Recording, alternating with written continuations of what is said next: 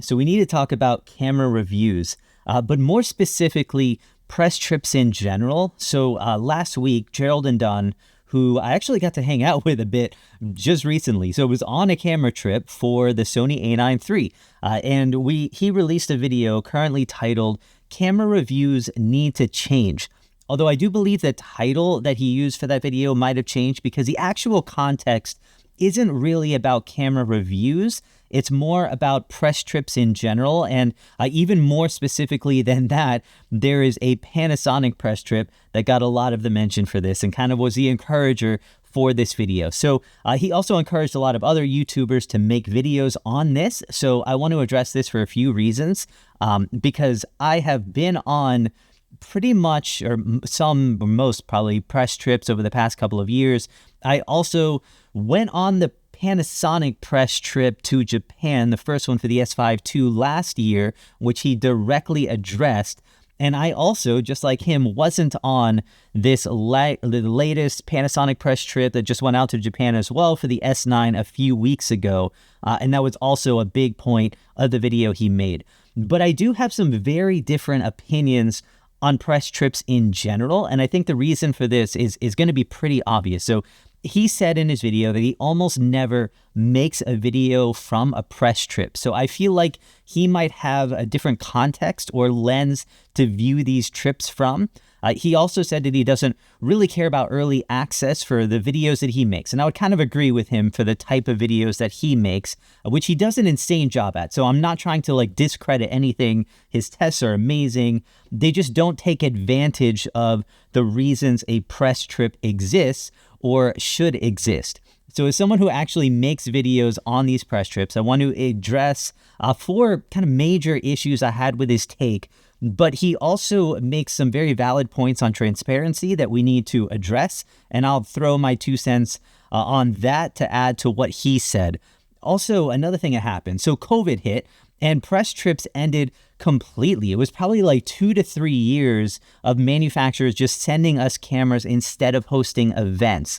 And while there were some things that I liked about just getting the gear in my hands, there's a lot of things I like about that actually, it also revealed some of the big reasons why press trips should exist and the reasons that they probably do.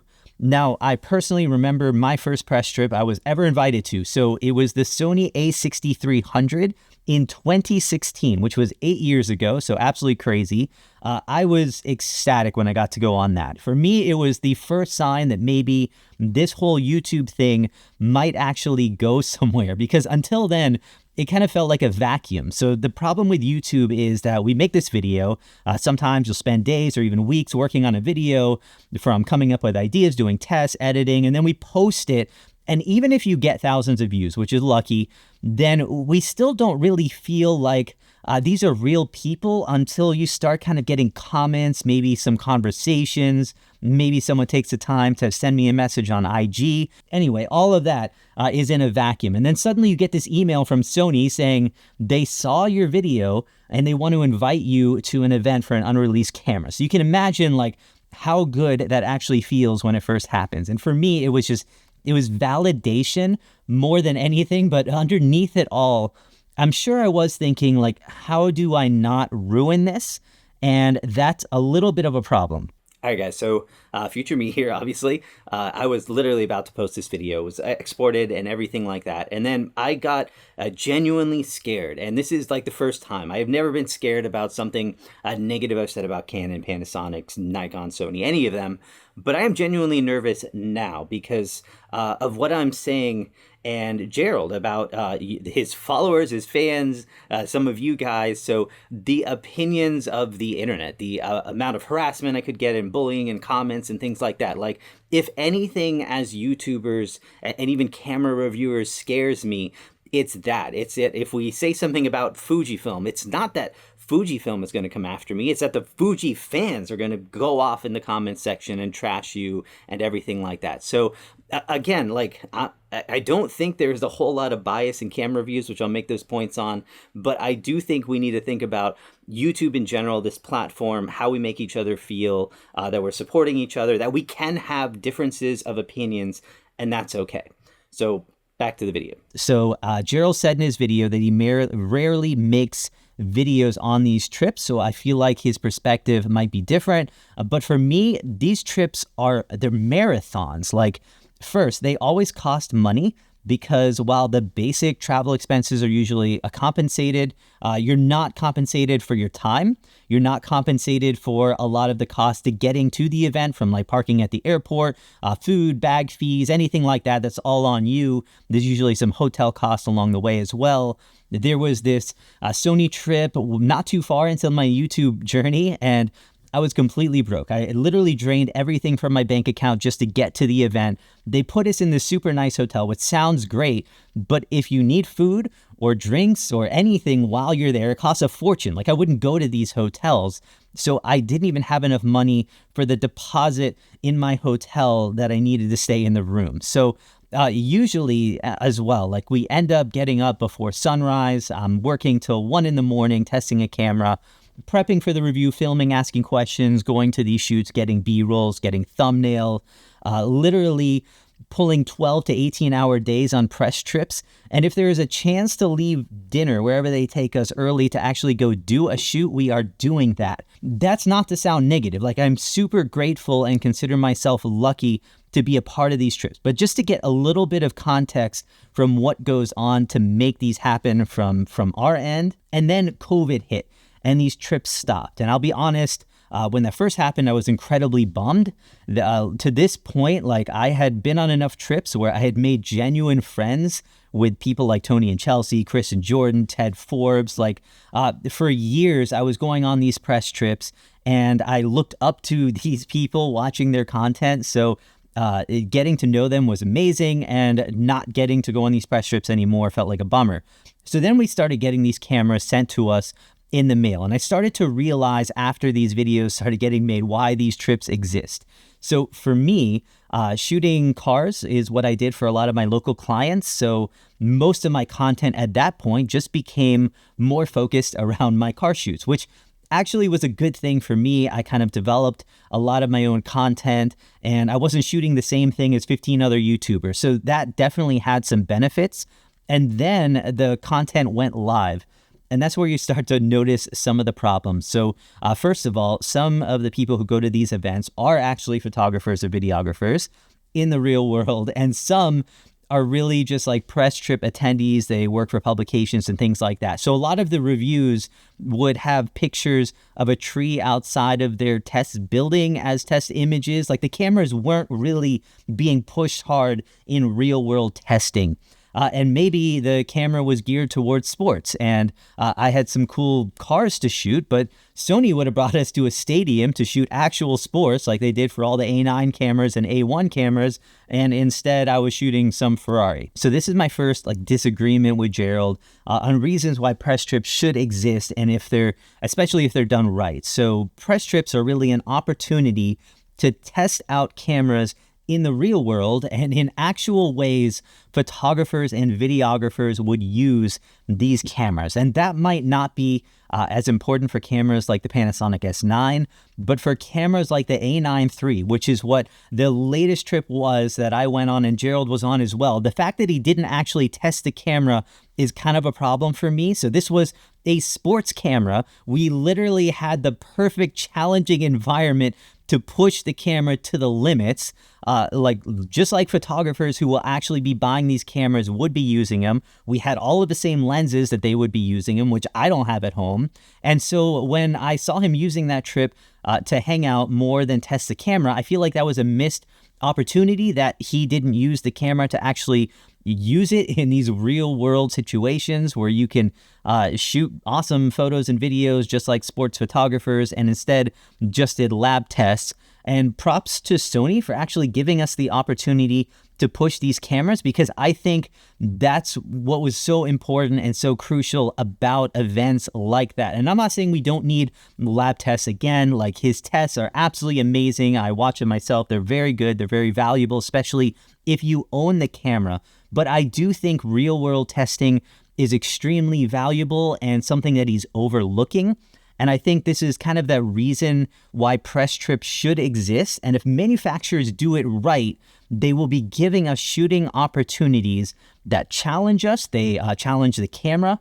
They allow us to create real world tests that would be just impossible to get without events like this. But the second kind of disagreement I have, and the reason why press trips should exist, is going to be feedback. So remember, these are going to be usually pre-production cameras. They have never been used at all by almost anyone. So during COVID, when we started testing these cameras in our bubbles, basically, maybe something on the camera wasn't working the way I thought it should. Maybe there was something wrong in general, and I wasn't sure if it was my camera or if it was a camera in general. Plus, like, some people who go on these press trips, they might be used to shooting Sony.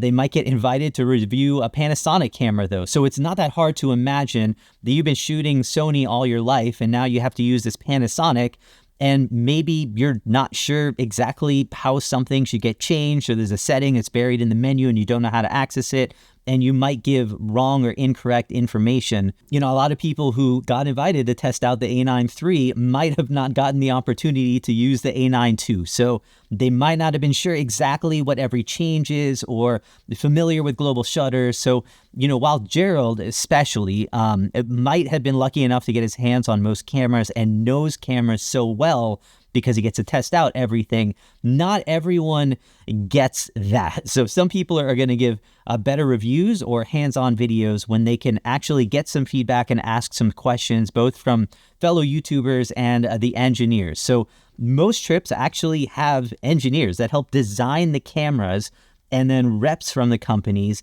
that have been using the cameras for a few weeks before we did. But I think it's mostly the fact that when all of us are shooting together, when I'm struggling with my autofocus system and Manny is shooting beside me, and I can lean over to him and be like, hey, have you seen this before? And maybe he knows what's going on, or maybe he has the same issue. And then we can go to the engineer and figure out, was it a bug or is there something wrong with the camera? So this gives us the chance to give feedback to the manufacturers.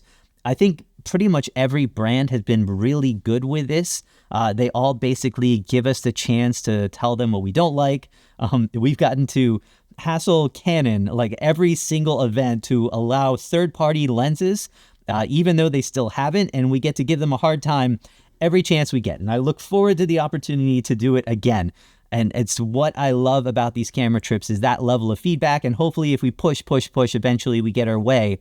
And again, Gerald doesn't really test these cameras at the event, so he probably doesn't appreciate this. But being able to solve problems, ask questions, provide feedback on cameras at an event, especially for a person who is new to these press trips and hasn't shot with this particular camera or the previous version of it before, that should be a thing, and that's a big advantage in general to these trips. Now, the other reason they should exist, and this is not my favorite, and it's going to be NDA. So I wish this didn't exist, but obviously brands don't want new gear to leak, and the best chance that they have of making sure this doesn't happen is to control the shoot. So if the cameras get sent to a location which is handled by the engineers, and then they give us the cameras, all the models are signing NDAs, we sign NDAs, the cameras are only used in approved locations.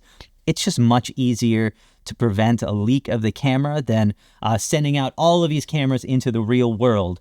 Plus, it's going to be easier to just identify the leak in general. So Panasonic sends out all of the cameras, and then an image gets posted online of the camera. It's hard for them to find out, like, who leaked it, because who knows where the camera is being used. If I have people shooting B-roll with me, who knows who saw it? If I'm shooting a wedding to get that real life example and I bring it to a wedding, someone might see it there. So there's just more opportunities for something to leak. But the fourth reason, and this is pretty big, is that maybe it's okay if not every single aspect of the camera is meticulously tested on a press trip. It might be okay to just watch a YouTuber doing some insane shoot with a camera, or getting to hear about it from someone you actually like, rather than reading through the specs in a press sheet or on a B&H page. So in my channel, I photograph cars a lot, so naturally I consume a lot of car channels, and they have events as well. This week, Porsche launched a new 911, and several press channels and my favorite YouTubers all made videos with the cars positioned in the same exact studio, in the same exact location. So my guess is it was a press event, and I watched a bunch of those videos just because I wanted to. I wanted to see the people I liked talking about the cars I liked and the new tech that's in them. I'm not buying a 911. I probably couldn't afford the carbon fiber bucket seat add-on. So yeah, I'm not caring if they were able to test it on the track and notice that in the fourth lap of the test track, the hybrid battery started to lose juice, making the turbo spool up slower and the lap time went down by a few seconds. That sounds like what Gerald would have found out if he was a car reviewer. And that would be great information if I was tracking the 911. I would hope that he made that video at some point before I took the car to a track. So again, I hope these videos get made. They should get made.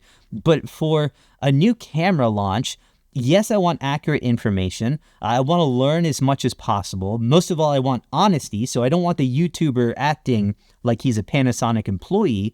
But when I saw the Panasonic S9 videos come out, as someone who I also wasn't on the trip, and I was okay that no one tested overheating. I was okay that I didn't know if the camera had 12 stops or 14 stops of dynamic range in vlog. Now, if they did actually get to test it and found out you could only record 8 minutes in 4K and decided not to say it because they were afraid that an engineer might see it, that is a problem. But I honestly believe that the fear of that actually happening is probably overstated, and here's why. So there are some justifiable problems with press events and camera reviews that manufacturers could work on fixing. And I think the biggest one is going to be honesty. He brought this up. So, but I don't feel like I've had the same experience as Gerald, where negative things I've said have impacted press trips directly. I've never had a brand also tell me what to say before a video. So right now I'm finishing a 5-year review on the Canon RP. And I went back and watched my original video on that camera, which was actually from a press event.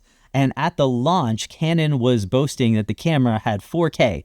But I found out that the 4K had a crop factor. It had no autofocus and it looked like crap because of the rolling shutter. So what did I say about it? And I just found it overall pretty much unusable for anything that I was shooting. I said it was completely unusable. And they still invited me back to the next event. I don't even remember thinking anything of it when I put that in the review. So props to Canon on that. But at the same time, they also did not provide me an agreement that said no matter what I say, I will be invited back to the next launch. So while I did say something negative and did get invited back, there could be this unstated pressure to the very least not piss anyone off with something you say in a video, especially if it's your first press trip. So if you're a beginning YouTuber and this is kind of the first time you're going, I think this might be a little bit more of an issue.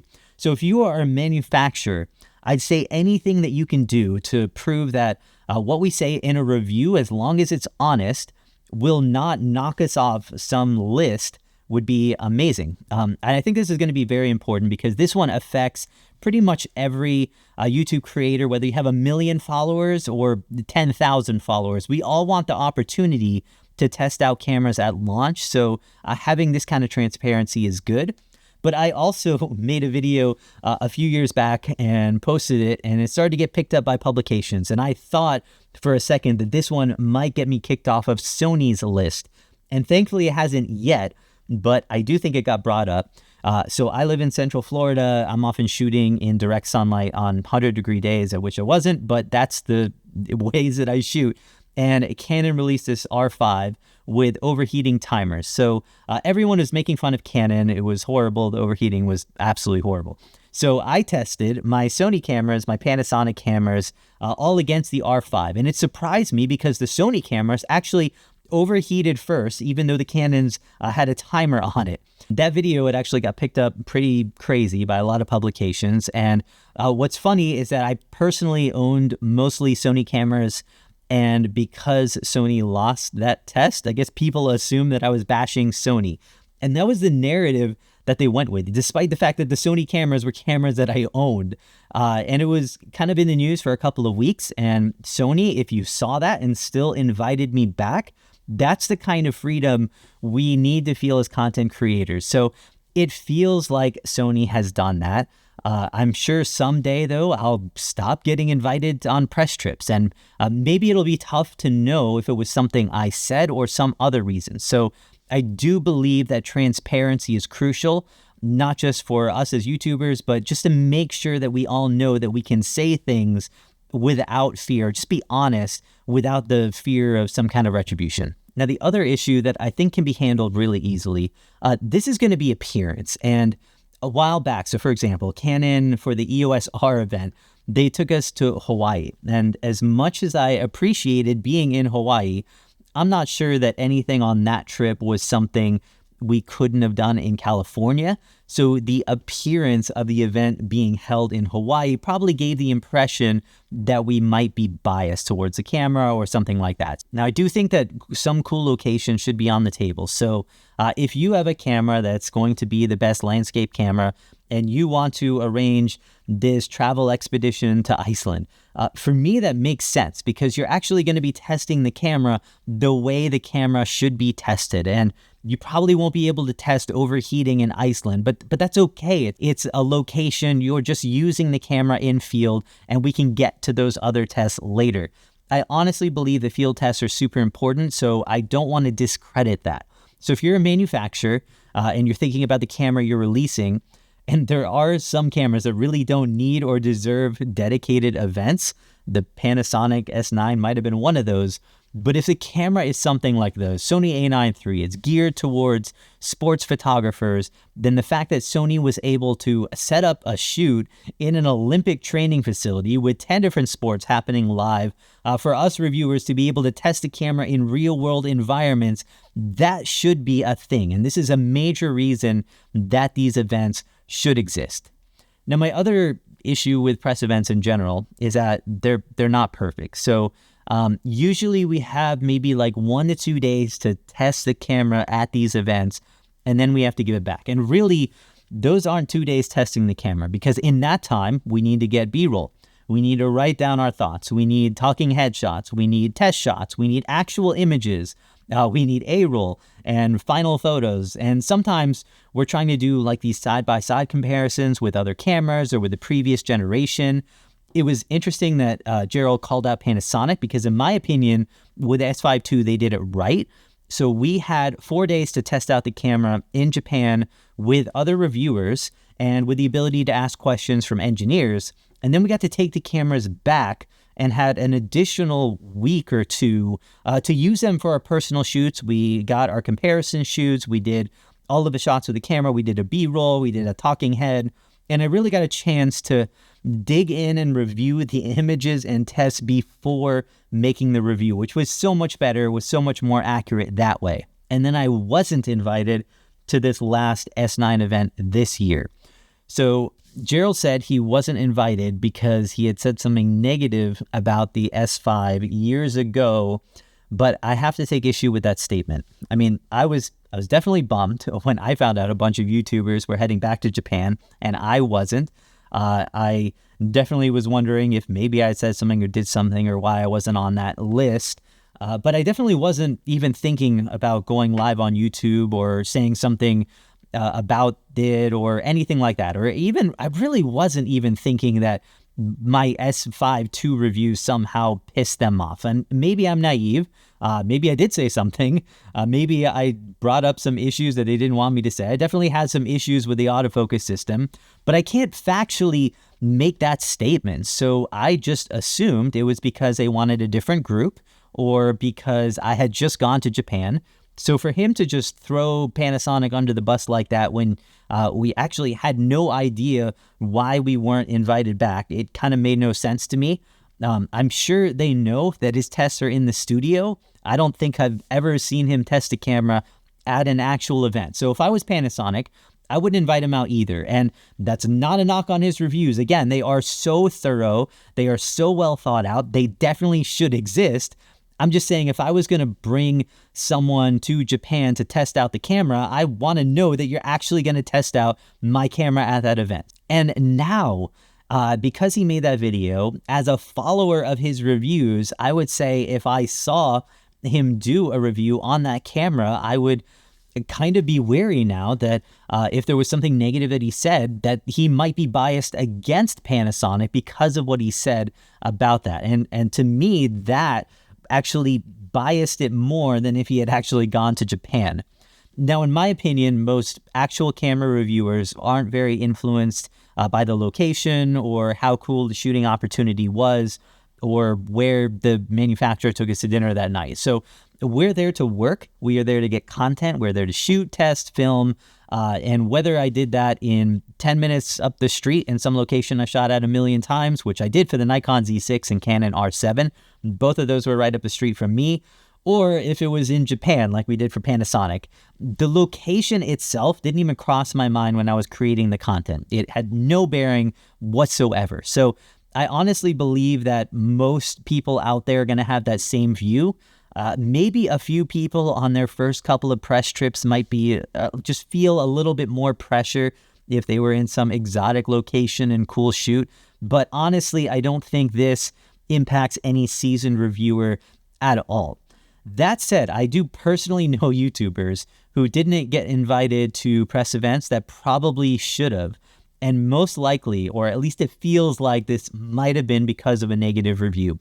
And this is where transparency should be a thing going forward. So I didn't get invited to review the Panasonic S9. Was it because of something I said, or was Panasonic just bringing out a different audience? And they should be allowed to do that. And maybe I'll get invited back when a different camera gets announced. So Sony invited me back after the overheating test, but they might not invite me back on the next trip. So should I assume that maybe it's punishment for my A9 III review if they don't invite me on the next press trip? I'm curious if you have a solution for this, because I am really struggling on this one with kind of the best way to get this transparency without doing something like a 5-year guarantee that no matter what I say, I'll get invited back for the next 5 years. I feel like this should be possible, and I definitely feel like there is value to these trips. There is value in the shooting opportunities. There is value in the real world camera tests that might not have been possible in any way except these big manufacturers being able to set them up.